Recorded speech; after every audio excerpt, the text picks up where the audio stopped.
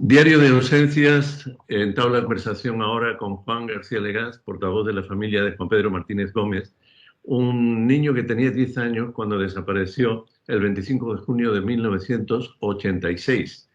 Vale recordar la fecha con exactitud, porque esto quiere decir que muy pronto, el junio que está ahí a las puertas, pues se cumplirán nada menos que 34 años de los hechos que ahora vamos a rememorar en conversación con Juan García Legaz, portavoz y también familia de Juan Pedro, tío de este niño.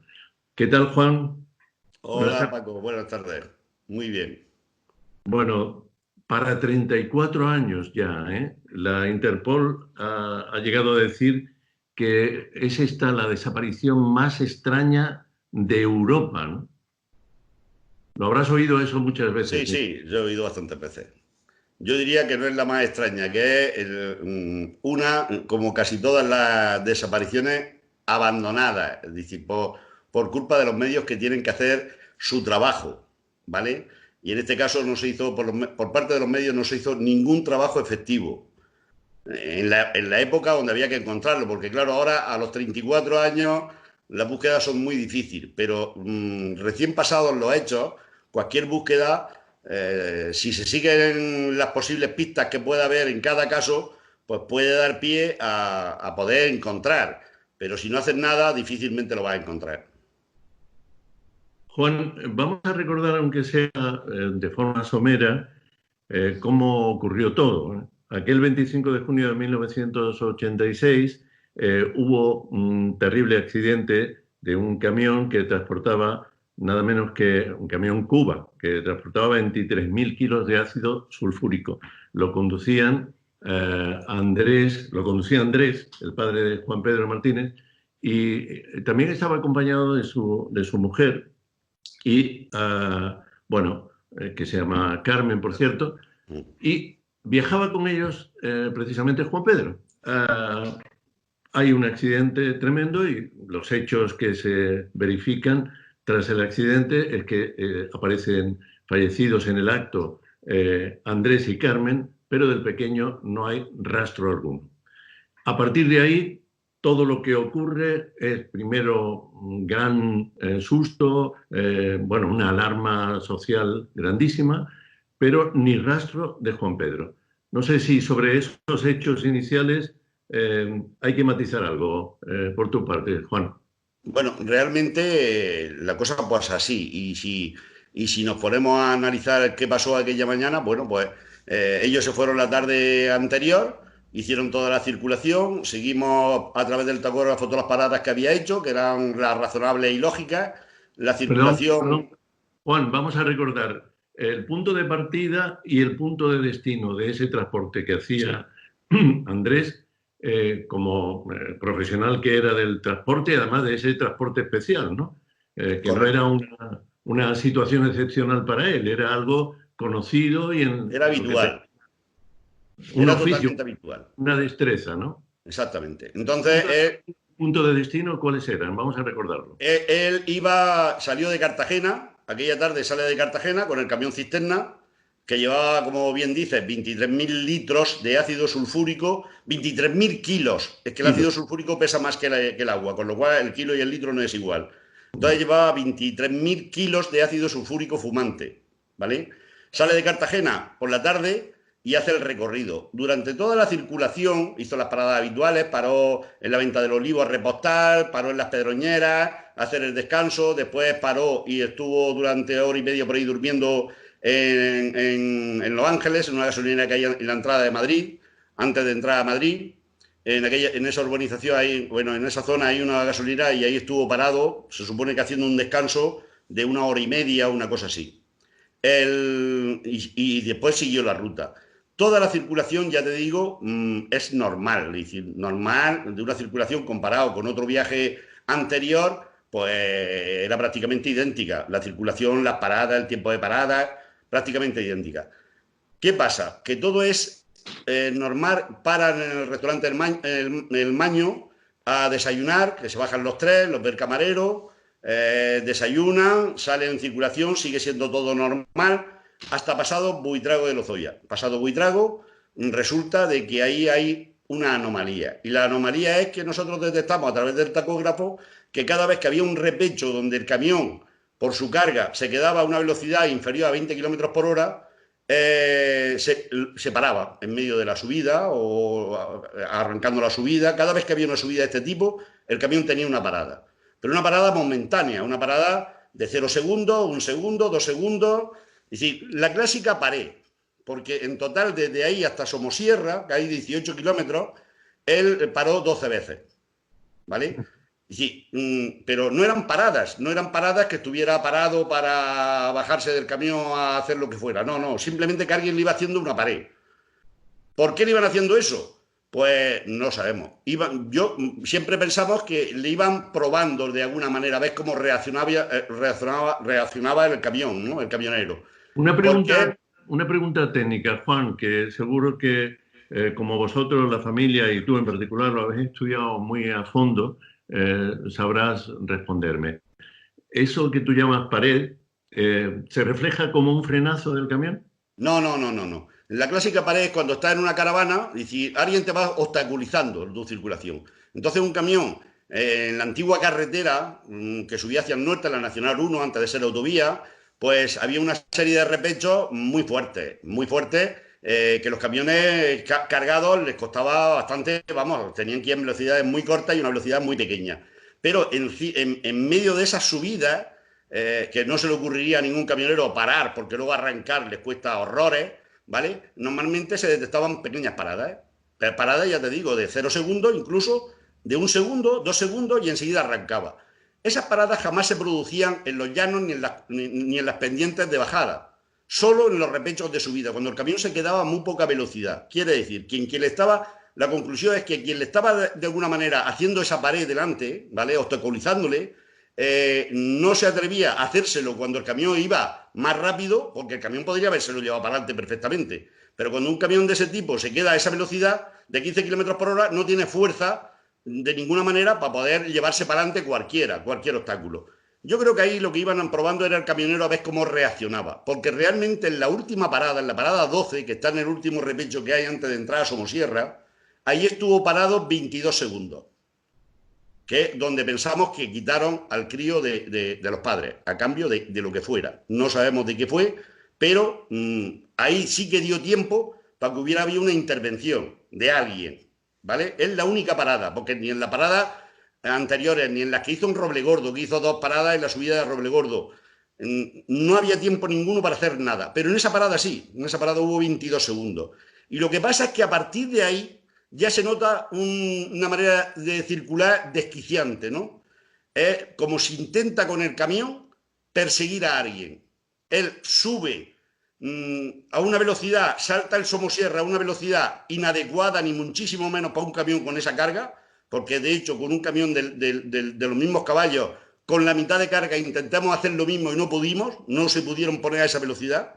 Bajó el Somosierra a una velocidad descomunal, ¿vale? Como 140 kilómetros hora o algo así. Sí, bueno, llegó a trazar curvas de manera que llegó hasta romper el espejo retrovisor de un camión que venía de frente, en una de las curvas, trazando la curva para volcar, ¿sabes?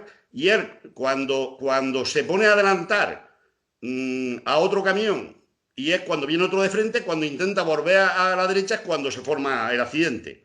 Pero él, todos esos disparates que hizo en la bajada del Somosierra era porque iba persiguiendo a alguien. Él no es una circulación normal, ni muchísimo menos. Ni nadie, vamos, con un camión ni vacío se hace. Yo con el coche, que repetí todo el tránsito que marcaba el tacógrafo del camión, yo no me atrevía a coger la velocidad que él cogió en la bajada, con un camión con 23.000 kilos. ¿Sabes? Entonces, Sí, sí. creemos que él iba persiguiendo a alguien. En esos momentos del accidente él iba a 115 kilómetros por hora.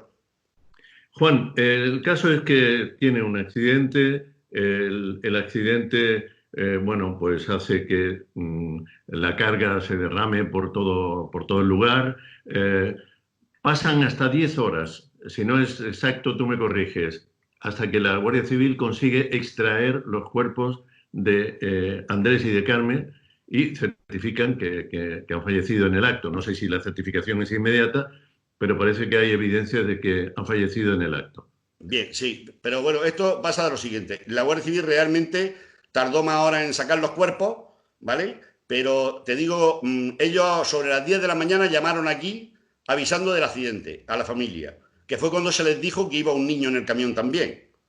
Llamaron que había habido un accidente, que habían aparecido 2 personas fallecidas, un hombre y una mujer, pero se les dijo que el crío, ¿qué? ¿Y qué crío? Porque allí no había ningún niño, ¿vale? Entonces, desde aquí se le advirtió a la Guardia Civil que llamó desde allí, que fue la Guardia Civil de Buitrago, de que en el camión también iba un niño acompañando a los padres, iba su hijo, ¿vale? Entonces, bueno, realmente los cuerpos los sacaron mucho más tarde. Los sacaron más tarde porque cuando fueron a sacar los cuerpos y primero recurrieron, porque sabes, bueno, la cuba, al volcar el camión, se arrancó de los 3 depósitos que llevaba la cuba, que iban 2 llenos y el del centro vacío, se arrancó la boca del último depósito de atrás. Es decir, con lo cual se derramó aproximadamente cerca de la mitad del contenido. Normalmente este tipo de cubas llevaban distintos compartimentos y ahí solamente se rompió el último atrás. El delantero tuvieron que descargarlo allí porque de ese no se derramó absolutamente nada.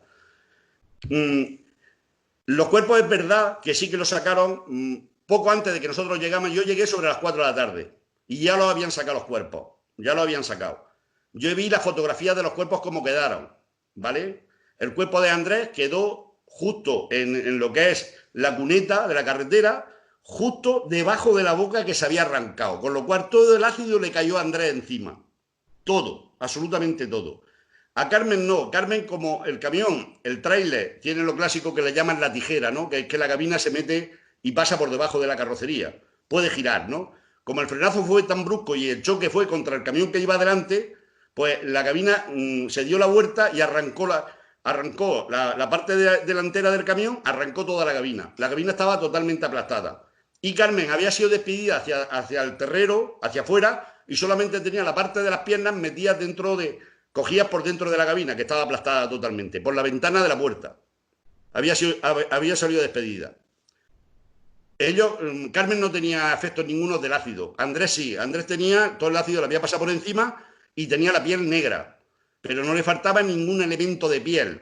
Andrés lo estuve yo viendo allí a donde se lo llevaron, a una especie de tanatorio improvisado que se lo llevaron allí, hasta que vinieron a hacer la autopsia y a Andrés no le faltaba absolutamente nada. Que yo personalmente lo revisé, la parte de los ojos, la parte más sensible, a ver si el ácido le había atacado algo, y no le había atacado absolutamente nada. Y sobre Andrés pasó todo el ácido que se rompió por la boca de la cuba, pasó por encima de Andrés. Esta observación es muy importante porque una de las teorías que se fraguaron ante la falta de rastro de Juan Pedro, del niño, es que hubiera sido disuelto, entre comillas, ¿no?, por el propio ácido. Y esto que estás contando demuestra que el ácido puede dañar, pero no consigue un efecto de disolución. Esto además lo ratificaron después, digamos, sí, expertos en la materia. Paco, los que estuvimos allí y vimos por donde había discurrido el ácido por la cuneta, que no había sido capaz, te estoy hablando de aquella tarde, ¿eh? Sí, ni la maleza de la cuneta lo había destruido el ácido. Quiere decir que tú veías la maleza negra, pero matas de 2 milímetros de tallo, y estaban negras. Claro, conforme pasó el tiempo, a los 5 o 6 días sí que estaba limpia el caudal, porque ese ácido que quedó impregnado en una mata al final atacó y al final destruye la parte de la maleza. Al padre no le hizo absolutamente nada. No llegó a perforar ni lo más sensible, que son la zona de los ojos, llegó a atacar absolutamente nada. Y eso lo revisé yo en persona, no es que me lo han contado. Juan, ¿vale? Estás haciendo la descripción, bueno, que permite que nos hagamos una idea. Es una escena terrorífica, dantesca. No quiero ni pensar cómo te podrías sentir, ¿no?, a la vista de lo que tenías allí. Y no sé hasta qué punto esa impresión tremenda de ver a Andrés y a Carmen en el estado que has descrito te hacía al mismo tiempo preguntarte, pero ¿dónde está Juan Pedro? ¿Dónde está Juan Pedro? ¿Cómo coexistieron esos sentimientos? Pues ahí muy duro, pero realmente el efecto de ver a Carmen y a Andrés muertos allí, ¿vale? Y Andrés, digamos, afectado en el sentido de que tenía desde la cintura hacia arriba negro por el ácido, pero claro, aquí el problema estaba donde estaba el niño. Es que el niño en aquellos momentos podía estar a 50 metros en medio del monte, Porque podía haber sido despedido, porque en principio nosotros pensamos que el niño había sido despedido en el accidente y había sido despedido por el parabrisas o por algún sitio. No entraba en nuestra cabeza de que alguien se lo podía haber llevado, ¿Y ¿sabes? esa búsqueda inmediata en el entorno se hizo sobre O la sea, marcha o no? inmediatamente, porque la primera posibilidad era que estuviera en el entorno. Entonces lo que hicimos fue buscar alrededor. Bueno, alrededor. Yo llegar hasta la estación de esquí de La Pinilla, que está a 12 kilómetros por el medio del monte, buscando, ¿sabes? Hasta que bueno, ¿Y lo hicisteis, perdona Juan, lo hicisteis básicamente la familia o también tuvisteis no, ahí eh, participó amigos? bastante la Guardia Civil de Campo de Buitrago. Y sí, ahí ayudó bastante. Y la Guardia Civil de Campo de Colmenar Viejo, que era el juzgado que llevaba la zona esa, ¿no? Ujú. Eh, eh, El juez de paz tuvo un papel ahí importante, ¿no? Al hombre, levantar lo que había pasado. Juan estuvo en el primer momento porque precisamente fue en su bar donde avisaron que él tenía el restaurante La Conce allí y fue de los primeros que se presentó que fue al lugar del accidente. Bueno, fue el que a mí me dio pista de quién era el camionero que venía de frente cargado de madera, que Andrés le quitó el espejo retrovisor en la curva anterior, Ujú. ¿sabes? Que yo hablé con este hombre, después que vivía en Sepúlveda, en Segovia. Bueno, hecha toda esa búsqueda sobre el terreno en el entorno más inmediato, aunque con todo ese radio hasta de 12 kilómetros, como acabas de decir, Juan, bueno, empiezan a surgir muchas preguntas, algunas de las cuales se reflejan en medios de comunicación. En aquellos años se editaba un periódico de sucesos llamado El Caso. Bueno, tú lo recordarás muy bien porque uno de sus titulares fue Juan Pedro Martínez, en poder del narcotráfico. Era entre interrogantes, pero Sí, era no. lanzar una hipótesis al aire muy fuerte, ¿no? Muy significativa. ¿Qué Sí, pero es que credibilidad le disteis vosotros a esa posibilidad?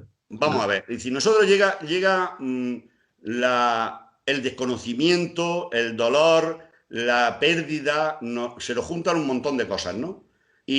Claro, yo al teniente de la Guardia Civil que había allí, que pertenecía al cuartel de Buitrago, le pregunto, ¿qué ha pasado aquí? Pues se ha quedado sin freno, ¿vale? Esto es que se ha quedado sin freno porque era incomprensible esa circulación. Oye, ¿y el tacógrafo qué dice? Pues el tacógrafo dice que la circulación es normal. Bien. Y yo recuerdo coger a aquel hombre y decirle, pero vamos a ver, hay aquí un arrastrón, en la carretera se ve perfectamente como el camión ha venido arrastrando ruedas. Es decir, que era visto el accidente y era consciente de lo que estaba haciendo. No estaba bajando de esta manera de forma loca porque se había quedado sin freno. Él llevaba freno y funcionaban a la perfección, ¿sabes? Porque a Sí, la vista es que estaban los arrastrones y las marcas en las cubiertas de que el camión había arrastrado ruedas. Y el tacógrafo, en el momento del accidente, pasa de cero, iba a 120, pega la frenada, vuelve a 115 y es cuando se estrella, cuando se desmadra el tacógrafo, ¿vale? Eso era lo que se veía allí. Y se veía el arrastrón de la rueda. Y se veía en el tacógrafo como la caja de cambio se había bloqueado y el camión se había quedado a cero a esa velocidad. Con lo cual había arrastrado ruedas seguro, ¿sabes? Ellos decían que se había quedado sin freno, según sus técnicos.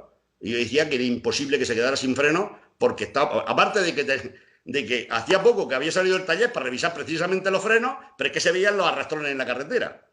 Es decir, esto, bueno, que ya surgen otras cosas, ¿no? Es decir, si era bajado de esta manera, con la familia dentro del camión, de forma malocada, ¿qué perseguía? ¿Qué quería hacer con el camión? ¿Cómo ha cambiado el chip de hace 2 kilómetros? Venía conduciendo perfectamente y ahora de pronto pierde la cabeza, se vuelve loco y se pone a adelantar a diestro y siniestro en una curva que puede venir uno de frente, ¿vale? ¿Por qué lo ha hecho?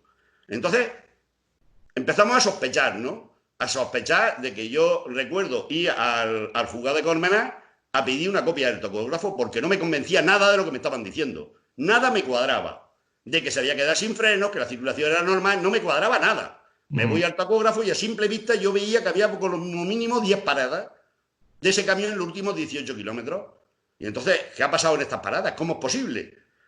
La juez que había en esos momentos la mandó a analizar, mandamos el tacógrafo a analizar a Alemania y vino el desglose de, vamos, metro a metro de la velocidad del camión, lo que hacía en los últimos 18 kilómetros, hasta que se estrella, desde Buitrago hasta el accidente. Y nosotros con el coche hicimos el mismo recorrido. Y claro, es cuando nos descubrimos que hay cosas totalmente inexplicables. Desde esa parada última, se vuelve loco, conduce alocadamente a una velocidad bestial, que no hay manera de intentar conseguir esa misma velocidad con un turismo, y que se pone a adelantar en una curva, ¿vale? Y saliendo de la curva ve que viene un camión de frente y entonces intenta volver a la derecha, que iban otros camiones, y tiene el accidente, ¿vale? Pero, ¿qué pasó ahí? ¿Qué había pasado anteriormente? ¿Por qué baja de esta manera? Aparte que nosotros empiezo a recibir llamadas diciéndome que de gente que dice que lo había visto el camión bajar del puerto y que el niño iba dentro del camión. Es decir, pero vamos a ver, a las 6:30 de la mañana, en esa fecha, aún es de noche. Dentro del camión no se ve absolutamente nada. Y los camiones, los que se cruzaron con él, los teníamos identificados. Y fuimos a hablar con ellos. Y la gente que nos llamaba, la señora que nos estaba llamando por teléfono, ¿vale?, que decía que era la esposa de un camionero que venía cargado de madera, era falso. La señora de ningún camionero de los que venían era la que nos habían llamado, porque fuimos nosotros a su casa y hablamos con esa mujer. Y grabamos las llamadas y las comparamos y no se parecían absolutamente en nada. Con lo cual, ¿quién tenía interés en que nosotros creyéramos que el niño estaba en el camión en el momento del accidente? ¿Quién? Ya había que pensar otras cosas. Es decir, ya había que pensar... Perdona, Juan, a propósito de testimonios, en algunas de las historias que se han contado, que son muchísimas, se dice que hubo testigos que vieron que Juan Pedro entraba en una furgoneta blanca. Hay una furgoneta blanca también en una de las historias, en uno de los relatos. ¿Eso tiene verosimilitud para vosotros? Te explico lo de la furgoneta. Pasa el accidente. El camión que iba delante de Andrés, con el cual Andrés choca en la parte trasera de ese camión, era un camión que era precisamente de aquí de Murcia, que iba a cargar madera a la provincia de Segovia, que era plataforma sola, ¿vale? Ese camión, al chocarle a Andrés por detrás, se gira y el chofer cae muy grave en medio de la carretera, con las piernas rotas y demás. Queda muy grave.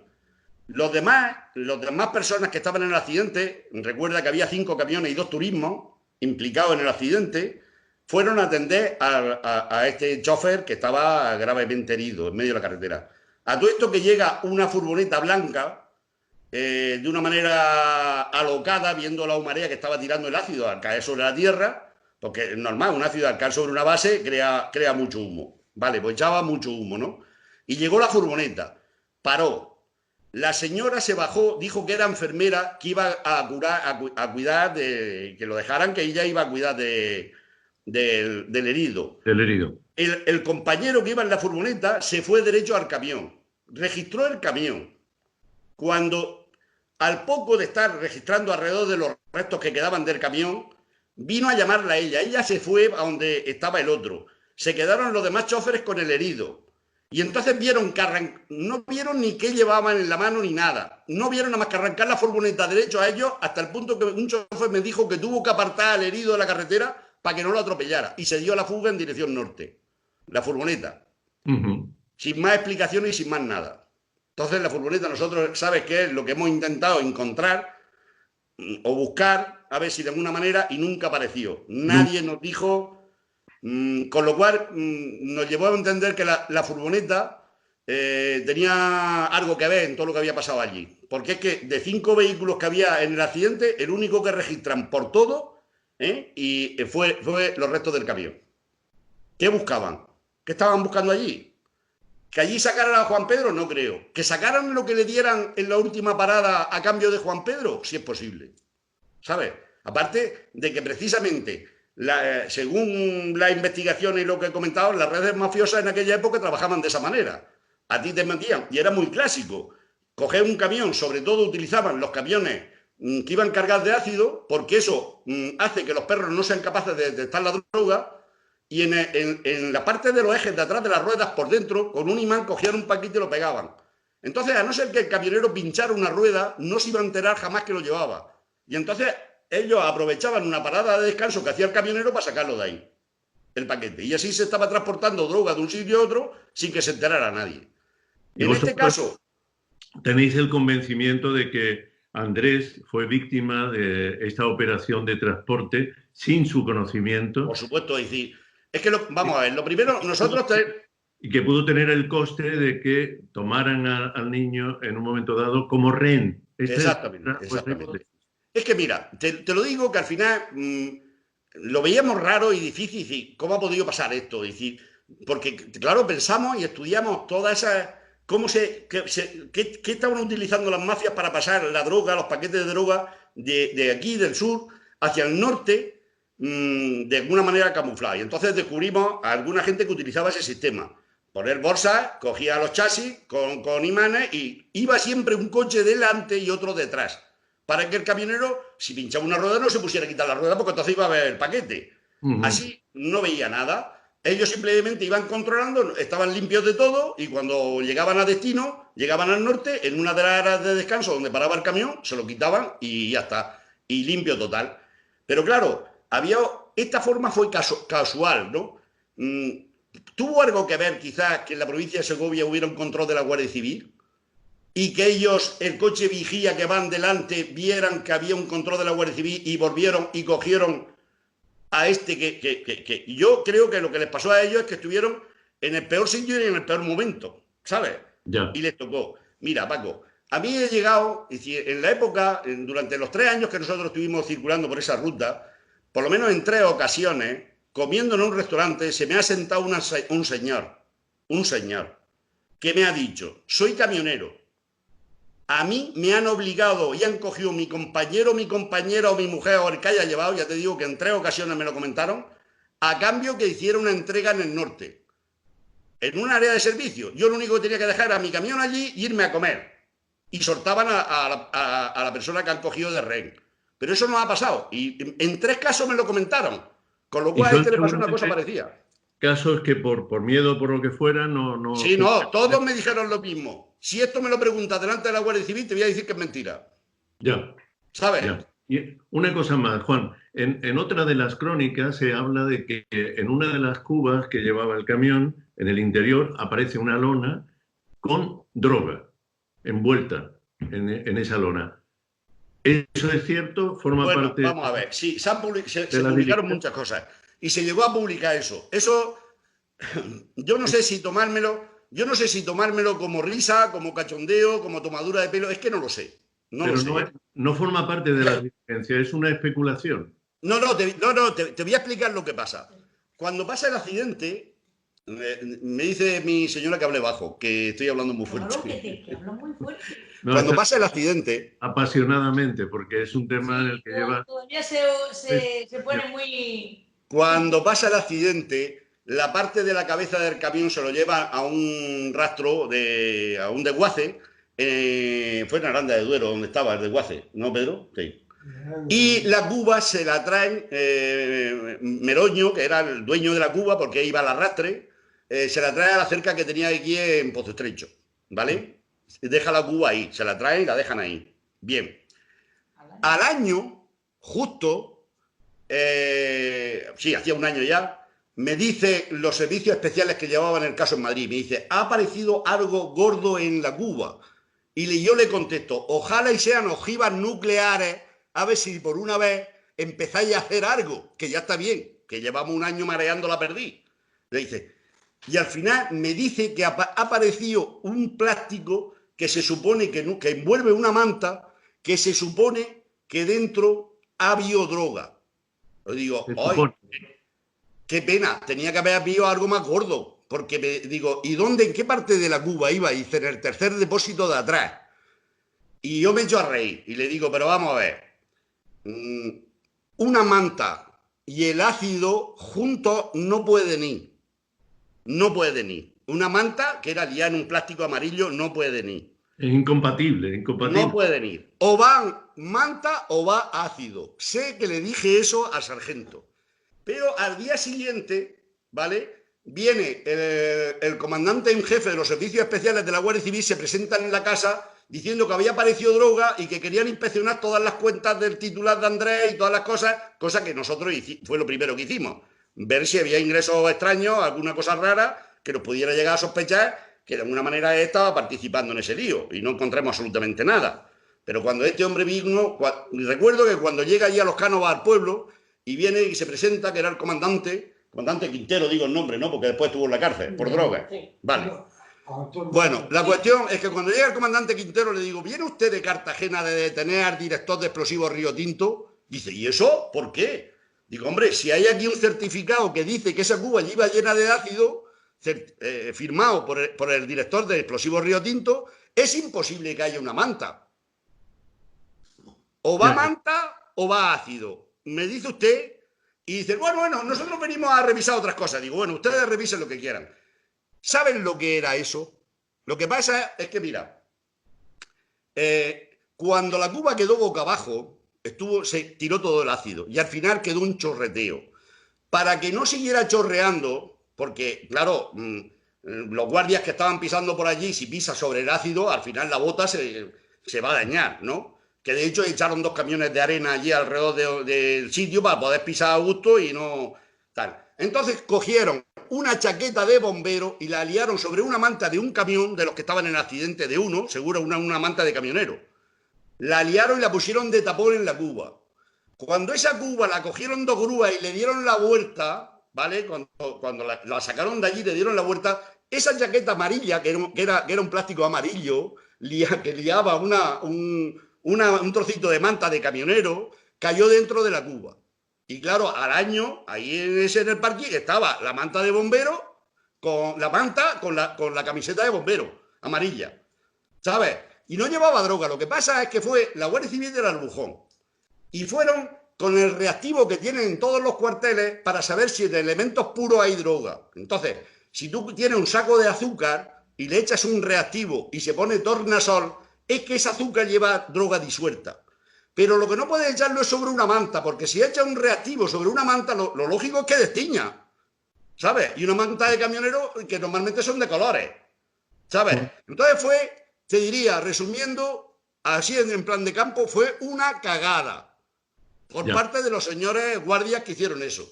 Esas pruebas no se hacen sobre una manta, ¿sabes? Se hacen sobre elementos puros. Azúcar, harina...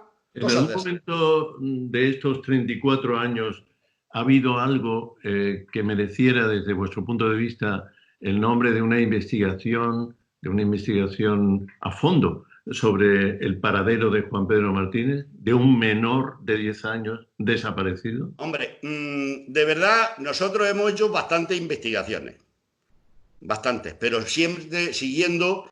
No digo la familia, Juan, que eso es evidente. Las autoridades no lo hicieron en su momento, lo van a hacer ahora. ¿Qué van a hacer? Las autoridades, los responsables no van a hacer nada. Fuerza y cuerpo de seguridad, evidentemente. Paco, es decir, los camioneros que habían en el accidente, las personas que habían en el accidente, me dicen, cuando yo fui a verlas, porque teóricamente, cuando esas personas le hicieron el atestado del accidente, no sabían la existencia del niño.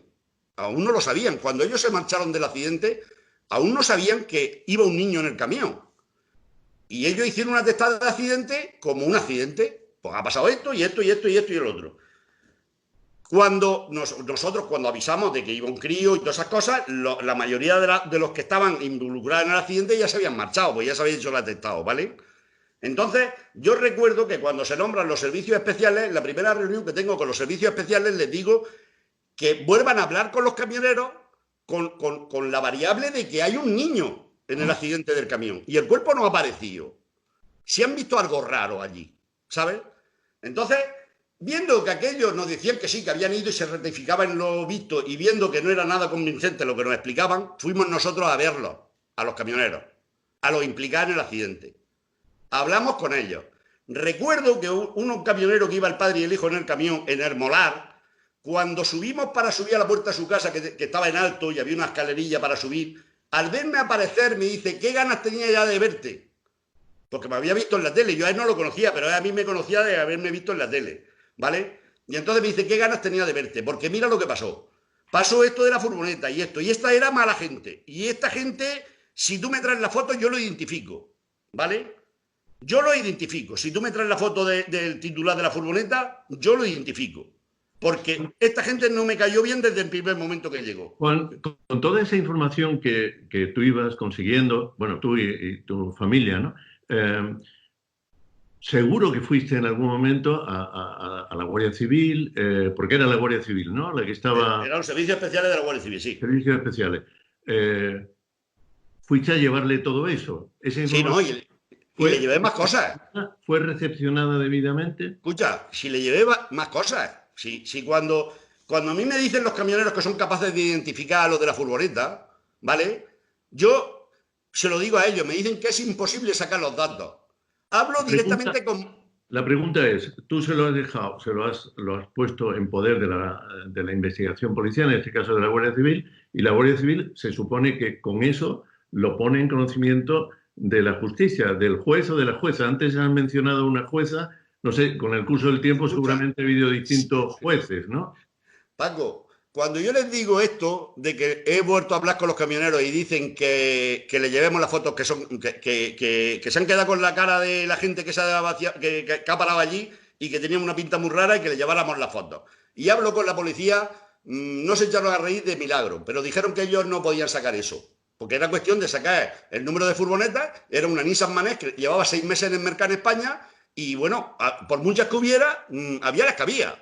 ¿Sabes? Era cuestión de sacarlo. Viendo la imposibilidad de que los servicios especiales sacaran absolutamente nada, ni una siquiera, entonces hablo yo directamente con Motor Ibérica, que tenía la central en Barcelona. Le digo quién era y lo que necesitaba. Y entonces me mandan la lista de todas las matrículas con su carnet de identidad. ¿Vale? Y se la llevo a los servicios especiales, el listado. Se lo llevo clasificado por edades, porque era gente entre 35 y 38 años, 35 a 40 años, clasificado por edades, para que buscaran lo primero de todo gente de esa edad, después ampliando el círculo. Yo se lo informaticé todo para que lo tuvieran por rango de edad. Lo primero, como él decían que tenía acento extranjero, busqué las furgonetas que estaban a nombre de extranjeros, ¿vale? Se lo di todo mascado. ¿Sabes cuántos carnets de identidad sacaron? ¿Cuántas copias de carnet de identidad sacaron? En los siguientes 34 años, una, después de estar llamando todos los días 7 veces. Al final hablo con el director del DNI y me dice, esto es un registro que solamente puede entrar la policía y la Guardia Civil, pueden entrar las autoridades. Ven acompañado de un guardia y te dejo entrar. Me voy al cuartel, a Guzmán el Bueno, y le digo, por favor, dejadme un guardia, aunque sea el de puerta, aunque sea el que tenéis ahí. No vamos a decir cosas, pero bueno, el que tenéis ahí, que me acompañe y yo sacaré la foto, ¿sabes? Aún estoy esperando que me acompañe un guardia. Juan, ¿sabes? se van a cumplir nada menos que 34 años. Después de todo lo que nos has contado, ¿queda alguna brizna de esperanza en vosotros? ¿Cuál es vuestra situación desde el punto de vista de esa lucha que os ha empeñado todos estos años? Son 3 décadas completas y 4 años casi. Mira, Paco, hay una cosa, nosotros ya te digo que hasta hace no muy poco tiempo, no mucho tiempo, hace bien poco, terminamos una investigación porque hemos, de alguna manera, trabajando con medios privados, hemos intentado ver el funcionamiento de aquella época, de las mafias que se movían en aquella época. Y algunas se ha mirado a ver si alguna tuviera relación con el caso este. Desgraciadamente no hemos encontrado ninguna que tenga que viéramos una relación clara que podía haber actuado en aquella fecha, ¿no? Hoy, afortunadamente, hay un servicio muy importante. Imagínate que el crío se lo llevó cualquier mafia, ¿no? Que trabajan con trata de blanca y con trata de todo, ¿no? Y que ese crío se lo llevaron a otro país y está adoptado en otro país y allí lo tienen, ¿no? Aquí, en aquella fecha, o cuando empezó a ponerse en marcha lo del ADN, sacaron el ADN de la abuela, ¿vale? Cosa que la coincidencia con un nieto, la coincidencia que te va a dar un 25%, no te puede dar más. Quiere decirse que si yo, por ejemplo, tuviera dudas de quién son mis padres y me voy al registro de ADN, me van a hacer búsquedas del 90%. Con lo cual jamás van a encontrar mi familia porque no tienen más ADN nada más que el de la abuela. Después, un caso que apareció, un cadáver hace unos cuantos años y que había saltado unas coincidencias con el ADN de la abuela, vinieron y le hicieron también el ADN a los tíos y tal y cual, cosa que dio todo negativo y no valía. Y entonces nosotros solicitamos a través de la Guardia Civil, un oficio que mandaron la Guardia Civil al juzgado donde pedían una solicitud nuestra, que le pedíamos al juzgado que autorizaran a sacar ADN de los padres que están enterrados y se les puede sacar el ADN cuando quiera, para que en el banco de ADN mundial, digamos, que esté el ADN de los padres, para si alguna vez ese crío, que ya es un hombre, tiene dudas o le han dicho que es adoptado y quiere hacer una búsqueda de los padres, que puede ir al banco de ADN y que le salga la dirección, porque así no va a salir. Esa esperanza la mantenéis abierta. Estamos hablando de que Juan Pedro tenía 10 años, 34 han pasado, es una persona con 43, Con 44 años, claro. Es decir, que es también una edad en la que puede tomar conciencia de que algo de su vida no está resuelto. Sí, pero ya te digo que no va a poder resolverlo. Porque él, si imagínate que estuviera en cualquier país y tiene dudas porque le ha dicho quien sea, su nueva tía, le ha dicho, es que tú eres adoptado. Y es un ejemplo, ¿no? Y la duda que es irte al Banco Mundial de ADN y decir, oiga, quiero saber si alguien me ha buscado. Si tengo unos padres por ahí que me han buscado. Nunca lo van a encontrar. ¿Por qué? Porque no tienen el ADN correcto. ¿Sabes? Y la última petición de ADN que se hizo en el juzgado, la juez que hay en la actualidad lo denegó. Creo que es una juez la que hay ahora en Corbenà, lo denegó, porque dijo que no venía a causa, que eso hace muchos años ya. Pues decir, no. Juan, por tanto, una cosa es que lo hayan denegado y otra es que vosotros sigáis insistiendo, porque el derecho a solicitarlo no os lo puede negar nadie, ¿no? Es que hubo una ocasión de oro, que la abuela murió y se enterró donde estaba enterrada la hija. Podían haber sacado el ADN perfectamente, ¿sabes? Y lo podíamos haber sacado en cualquier momento. Con una autorización judicial, como tú mismo acabas de buscar. Sí, la juez dice que sí, que se le saque el ADN, mejor ocasión que esa, ninguna. ¿Sabes? Que teníamos el cuerpo que le habían sacado allí. Han mencionado a la abuela y lo cierto es que yo lo recuerdo porque en los tiempos en que hacíamos en Televisión Española quién sabe dónde, pues yo recuerdo haber en algún momento dado referido a la abuela, la esperanza tan grande que tenía, ¿no? En que se resolviera. Vaya. Y se marchó sin tener noticia, ¿no? Vaya.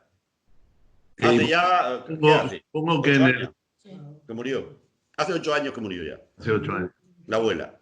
Pero estuvo muchos años esperando, ¿no? No, pues si fue un número. La operaron, se tuvo que operar de corazón y estando en el hospital, pues ya ves cuando entra al quirófano lo que lleva, pero llevaba la fotografía del nieto. Y le dijo el cirujano que no lo podía operar con elementos extraños y dijo que si le quitaban la fotografía que ella no se operaba. Así que se tuvo que operar con la fotografía en la mano porque si no, no se operaba. Y ella tuvo la esperanza siempre de que volviera, pero... Hasta el último momento, ¿no? Y en la familia...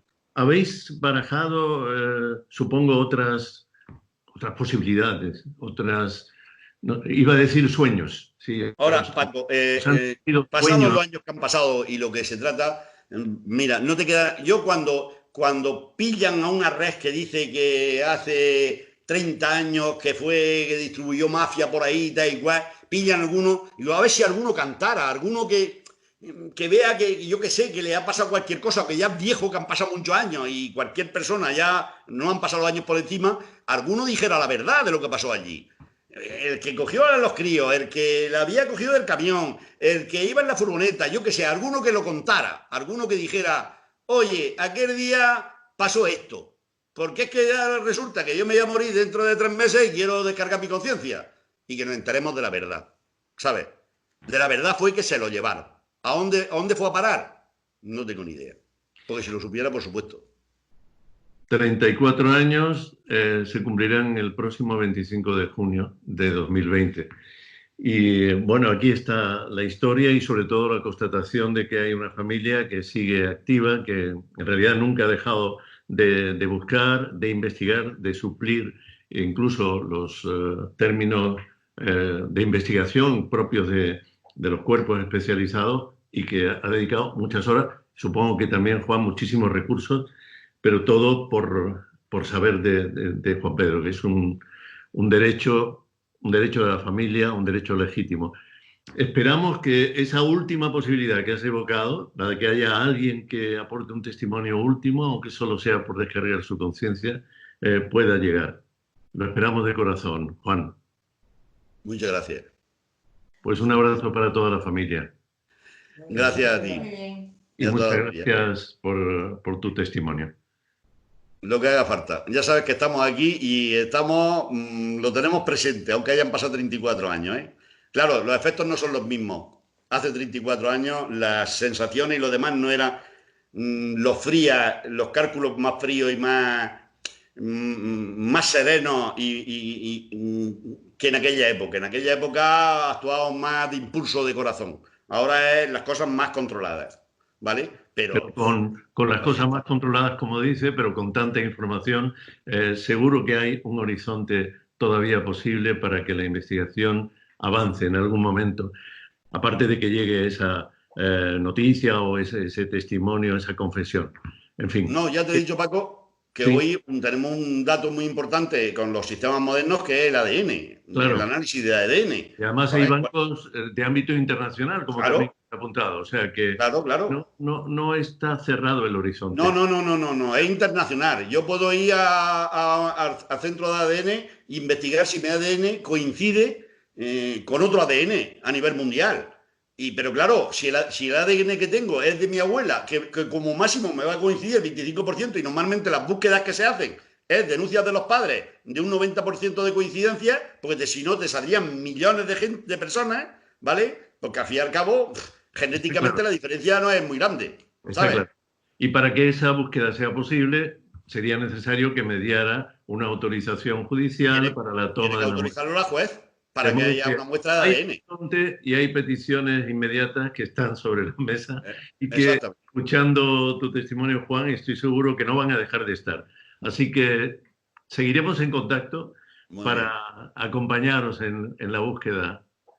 Otro abrazo fuerte.